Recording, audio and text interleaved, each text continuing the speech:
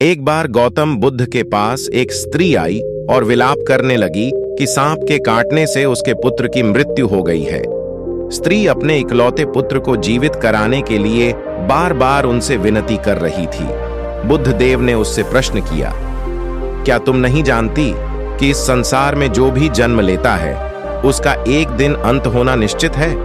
उस स्त्री ने कहा, हाँ, अच्छी तरह जानती हूं, मगर आप पहुंचे हुए महात्मा हैं और आप में इतनी सामर्थ्य है कि आप मेरे पुत्र को जीवित कर सकते हैं, इसलिए मैं आपसे याचना कर रही हूं। मेरा वह बेटा मेरी इकलौती संतान थी।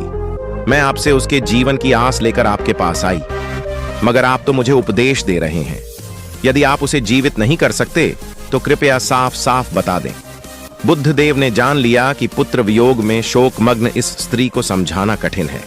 उन्होंने कहा, ठीक है, मैं तेरे पुत्र के लिए प्रभु से प्रार्थना करता हूं, मगर तू इसके लिए किसी घर से राई लेकर आ, लेकिन इस बात का ध्यान रखना कि जिस घर से तू राई लेकर आए उस घर में कभी किसी की मृत्यु नहीं हुई हो। स्त्री के मन में आशा का संचार हुआ।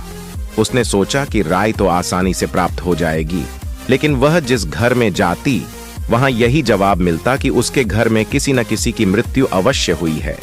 वह बेचारी थक गई, लेकिन किसी भी घर से राई नहीं मिली। उसे इस बात की समझ आ रही थी कि मृत्यु अटल एवं अवश्यंभावी है और उसका सामना किसी न किसी दिन हर एक को करना ही पड़ता है। थक हार कर वह बुद्ध देव के पास लौटी और उसने बताया कि उसे कोई ऐसा घर नहीं मिला जहां किसी की मृत्यु नहीं हुई हो, लेकिन अब अन्य लोगों के समान वह भी इस दुख का धैर्य और साहसपूर्वक सामना करेगी।